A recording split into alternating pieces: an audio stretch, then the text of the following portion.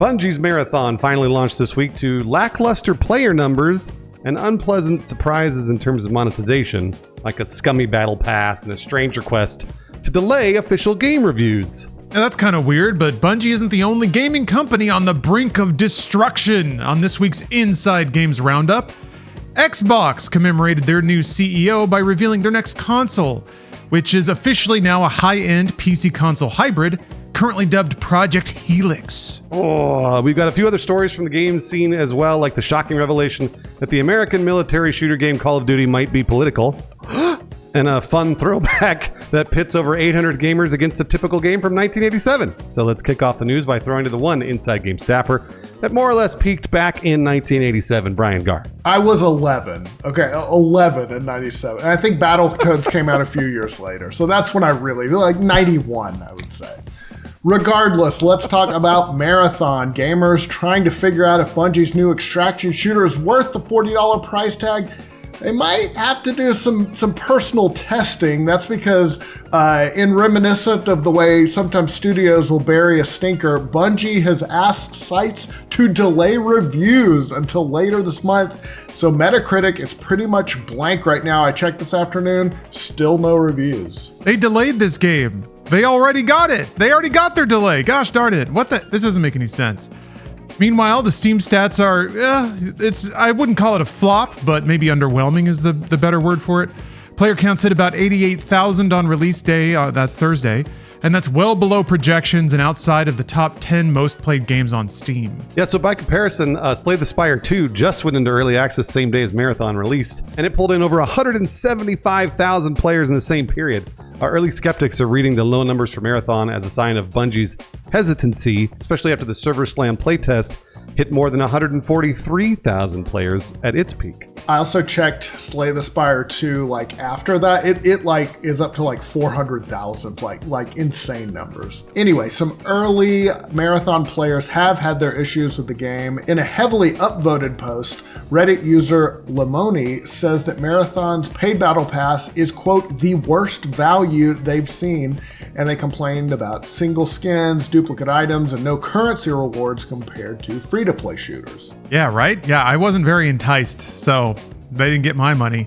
Also, this is something I noticed, and they mentioned this in the Reddit post, where the amount of currency you're allowed to buy, like that division, is just under the amount you actually need to buy one of these packs. So they get you into buying two, and then you have this awkward amount of currency left over. So you gotta buy another one to spend that. Yeah, it's like typical like carnival economy in this game. Ugh, hate it. In another popular Reddit post, user Economy Meat 9506 calls Marathon's cosmetic microtransactions predatory, pointing out overpriced currency packs, limited use stickers and charms, and a battle pass that mostly recycles recolors. The game has also had its share of early glitches. A few players unexpectedly kept rare loot from the Server Slam thanks to the game's mailbox system, which returns lent items automatically. So some shenanigans going on. They delayed this game. I thought the whole point was to fix all these glitches. Whatever, okay. It gets better, or worse, depending if you're Bungie. Some deluxe edition owners found a glitch letting them repeatedly claim free silk currency, quickly maxing out the Season 1 reward pass. Ooh, I wish I'd gotten that glitch. Still, it's not all bad news for Marathon. Early Steam reviews are very, very, very positive, and there's lots of them, with gamers praising smooth gunplay, because it is. It's really fun to play when you're out there not getting shot in the head. All right, moving on. Let's talk about Microsoft's newly announced Project Helix console. Some are saying it could be a make or break moment for the company's hardware ambitions. I mean, yeah, it's the last thing they haven't tried, I guess. So it's all guns on deck. Yeah, according to industry analyst Sirkin Toto, we love Sirkin Toto here. The system may represent Microsoft's final shot at keeping Xbox in the console business. Toto told Games Radar this might be Microsoft's last attempt to make their hardware business work, adding that, quote, there is nobody in this industry who believes there will be another Xbox if this next machine fails. Project Helix was revealed this week as Microsoft's next generation console is meant to play both Xbox and PC games, but Toto says its success will depend on whether it can give fans a clear reason to buy it over competitors like the PlayStation. and the Steam machine, which is yet another random competitor to Xbox when it wasn't before. Yeah, why would you get this and not a Steam machine? Anyway, the stakes are very high for Microsoft's gaming division, I would say existential, despite their massive $68 billion acquisition of Activision Blizzard. The Xbox Series X and S have sold poorly, reportedly even trailing the Xbox One, and that was definitely viewed as a stinker. There's a lot of stinking going on. I said stinker twice now, sorry. Toto appropriately forecasted that, quote, Project Helix must absolutely give Xbox fans a reason to buy it over the Steam machine, and better and broader native support of Xbox games is the only way. New Microsoft Gaming CEO Ashish Sharma, who took over after the departures of Phil Spencer and Sarah Bond, has said the console will, quote, play Xbox and PC games, and, quote, will lead in performance. Yeah, previous comments from Xbox leadership have described the device as a, quote, very premium, very high-end machine. Toto also argued Microsoft's broader approach to gaming hardware hasn't really helped matters. He said, quote, with its everything is an Xbox strategy, Microsoft has been walking on thin ice for a long time now, suggesting the company needs a fresh approach to selling consoles. And yeah, I think a living room PC it's something that Microsoft has wanted to do for a while. That's kind of why the Xbox brand started in the first place. They wanted to get Windows into your living room. Maybe now they'll finally do it with the last console ever. What a weird journey that would be. All right, and here is an interesting fact about Call of Duty. A co-founder of the series says that Activision once pushed developers to make a game about Iran invading Israel.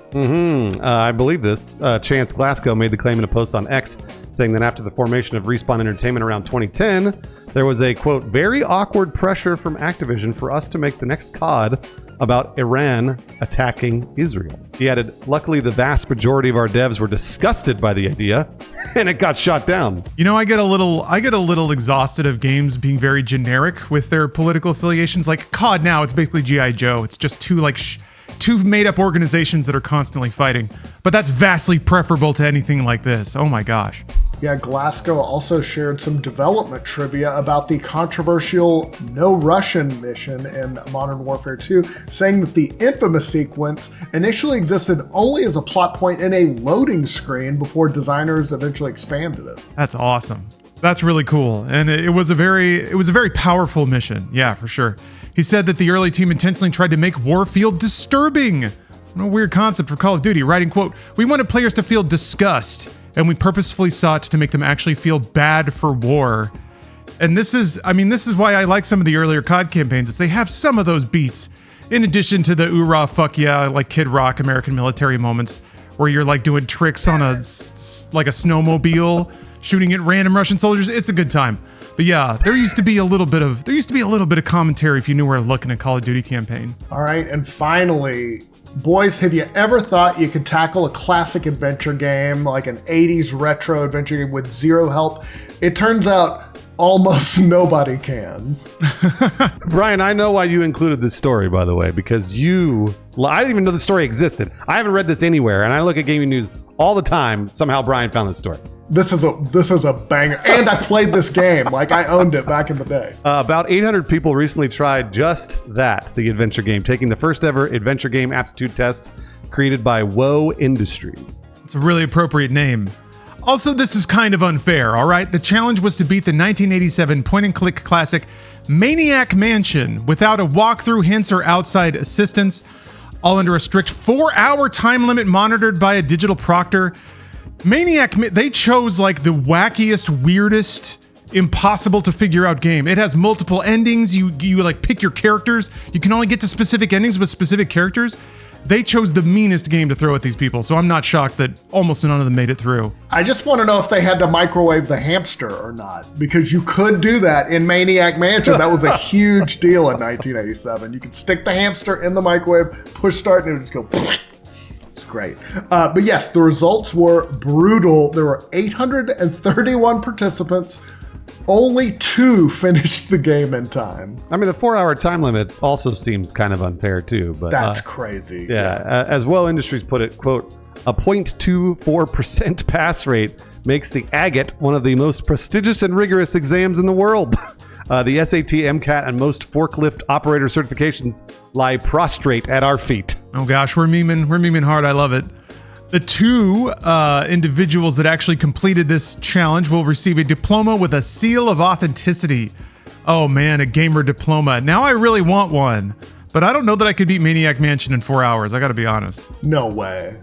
I'm sure I beat. I remember endings, but I'm sure I used a guide, and I'm sure it took like months. Like 4 hours is bonkers. All right, let's do a 5-second review. All right, new one next week, I promise, but we're going back to old school RuneScape. I got the... This is like the 4th time? Yeah, you've done this before. I got the Barrows gloves, and I sent a screenshot to Shooklin to stick it in, and Shooklin was like, holy crap, nice job. Like, he's a player too, so...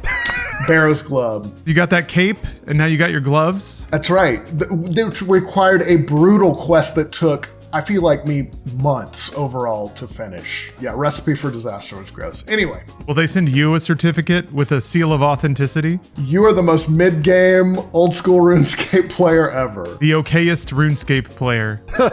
Hey, speaking of free games, we got loads of them, and they came out well after 2003 or whenever RuneScape... Anyway, Inside Games is yet again on your side. We're trying to keep some money in your pocket. Here's what you can play for free on the internet, depending on your subscriptions in your console. If you're on PC, you get some free games from Epic as usual. They're giving away Turnip Boy Robs a Bank and Idle Champions of the Forgotten Realms. If you're an Amazon Prime subscriber, you can claim Tiny Tina's Assault on Dragon Keep, Tattoo Tycoon, and Siege of Avalon Anthology. All Xbox console users can play FBC Firebreak for free until March 8th, and Call of Duty Black Ops 7 until March 9th. All Game Pass subscribers can also play Sonic Racing Cross Worlds and Black Desert until Sunday, March 8th. So you only have a couple of days to play those games. Meanwhile, Game Pass, both console and PC, picked up Final Fantasy III, Kingdom Come Deliverance 2, to a T, EA Sports F1 25, and Planet of Lana 2, Children of the Leaf this week. That's a great pickup. And finally, PlayStation Plus, they added their monthly games this week. If you're a subscriber, you can get PGA Tour 2K25, Monster Hunter Rise, Slime Rancher 2, or the Elder Scrolls Online Collection Gold Road this week. All right, let's move on to the games that are coming out this week. First up, Thysiastery. Is that how you say it? Is a dungeon crawler RPG featuring traditional roguelike and turn-based gameplay. Command a party of bearers of the brand drawn into a vast labyrinth. Recruit while exploring the labyrinth in hope of finding a way out. And its secrets will be revealed as you delve deeper. It comes to PC March 9th. 1348 Ex Voto. Journey through a tumultuous medieval Italy as Eta, a young knight-errant who sets off on a brutal quest to find and save her closest one. 1348 Ex Voto is a cinematic action-adventure game inspired by chivalric tales. What does it come to, Brian? Sorry. It comes to PS5 and PC March 12th. Next, return of a classic here, Fatal Frame 2 Crimson Butterfly Remake. This Japanese-style horror adventure game follows twin sisters who become lost in an abandoned village haunted by vengeful spirits. Using the camera obscura, that's a device that can capture and seal away the impossible. They fight ghosts as the story unfolds. Fatal Frame 2 comes to PS5, Xbox Series X and S, Switch 2, and PC on March 12th. Up next, Timberborn. Humans are long gone. In a world struck by droughts and toxic waste, will your lumberpunk beavers do any better? A sandbox city building game featuring ingenious animals, vertical architecture, water physics, and terraforming. Contains high amounts of wood. Comes to PC March 12th. Monster Hunter Stories 3 Twisted Reflection. The third entry in the Monster Hunter Stories RPG series is here. Oh, it's a good series too. Monster Hunter Stories is an RPG series set in the Monster Hunter world where you can become a rider, raising and bonding with your favorite monsters. This one comes to PS5, Xbox Series X and S, Switch 2, and PC March 13th. And finally, WWE 2K26. Run the world's greatest show your way. Oh, that'd be nice. And live out your WWE fandom to the fullest. Experience the most expansive gameplay to date with rebellious legends of the Attitude Era and superstars of today. 2K26 is coming to PS5, Xbox Series, Switch 2, and PC on March 13th. Hey, thank you very much for watching the Inside Games Roundup. Without the show, we'd have no idea what Brian is up to in old school RuneScape. We always want to know, so thank you, Brian. And if you enjoy hearing about 20-year-old games as much as Brian does, consider subscribing to the channel here on YouTube. And then if you somehow enjoy that more than Brian does, well, swing by our Patreon. All our content there is for free. It helps us keep the content flowing. You support us every single month with a few bucks of your money. We appreciate it. We're going to shout out a few people to actually do that. So Brown Sugar, Ati, James Breyer, Pablo Garcia, and Baron 5X for sticking by us through the years. With any luck, we'll all be here when Brian gets his RuneScape retirement watch. 40-year quest. They send it to you in the mail. It was one of those achievements I got, the gloves, where I was like, my life's either going great right now or really, really bad. So, I don't know. Maybe I'm just depressed. That exact spot on the wraparound of the meter, right in the middle. Right. Yeah. Horseshoe. Yeah.